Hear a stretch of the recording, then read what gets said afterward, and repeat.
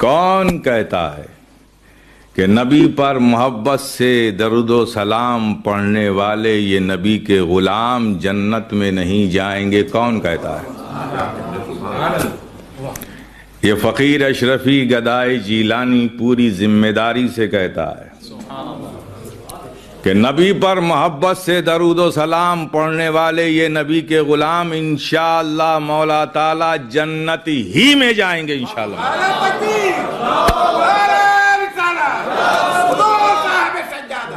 جنت ہی میں جائیں گے انشاءاللہ مولا تعالی۔ اور اس فقیر اشرفی کوئی عادت نہیں ہے کہ ہواؤں میں گرے لگائے، بات کہتا ہے تو دلیل بھی رکھتا ہے۔ میں نے کہا ہے، پوری ذمہ داری سے کہا ہے کہ نبی پر محبت سے درود و سلام پڑھنے والے نبی کے غلام جنت ہی میں جائیں گے انشاءاللہ مولا تعالی۔ دلیل حضرت عبداللہ ابن عمرو ابن عاص رضی اللہ تعالیٰ عنہ سے مروی ہے، جسے حضرت جلال الدین سیوطی نے تفسیر در المنصور میں نقل کیا ہے۔ وہ فرماتے ہیں کہ آقا نے ارشاد فرمایا کہ حشر کا میدان ہوگا، سب پیش خدا ہوں گے، اور حضرت آدم عرش الہی کے نیچے کھڑے ہوں گے، اور کھڑے ہو کر ہر شخص کو آتا جاتا غور سے دیکھ رہے ہوں گے۔ فرشتے کسی کو جنت میں لے کر جا رہے ہوں گے، کسی کو جہنم میں لے کر جا رہے ہوں گے، اور ہر آتے جاتے کو حضرت آدم غور سے دیکھ رہے ہوں گے۔ اچانک ان کی نظر ایک ایسے شخص پہ پڑتی ہے جو میرے آقا کا امتی ہے۔ دیکھتے ہیں تو کیا دیکھتے ہیں کہ فرشتے اسے جہنم کی طرف لے کر جا رہے ہوں گے۔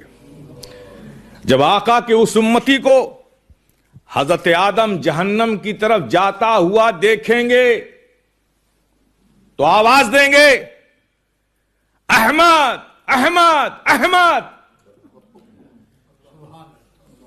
جب حضرت آدم کی آواز کو آقا سنیں گے تو جواب میں فرمائیں گے، یا ابا البشر یا ابا البشر یا ابا البشر، حاضر ہوں حاضر ہوں۔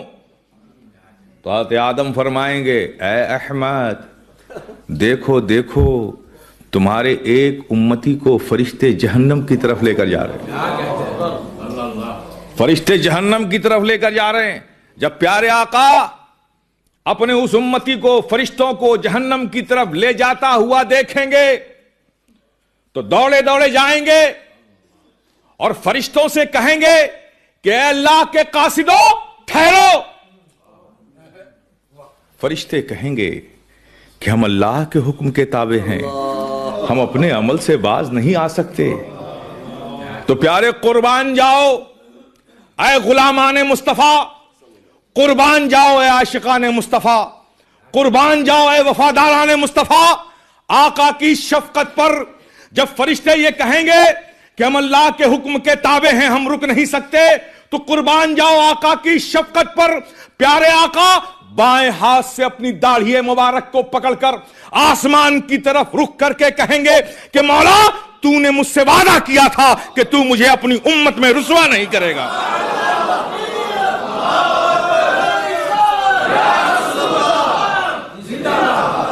اپنی امت میں رسوا نہیں کرے گا۔ آواز آئے گی، فرشتوں لے جاؤ اسے، جہاں سے لائے تھے وہیں چھوڑ دو، وہیں چھوڑ دو۔ پھر پیارے آقا ایک کاغذ کا ٹکڑا نکالیں گے اور اس کے میزان عمل پر رکھ دیں گے۔ جیسے ہی اس کاغذ کے ٹکڑے کو آقا میزان عمل پر اس کے رکھیں گے، اس کے عمل کا پلہ بھاری ہو جائے گا۔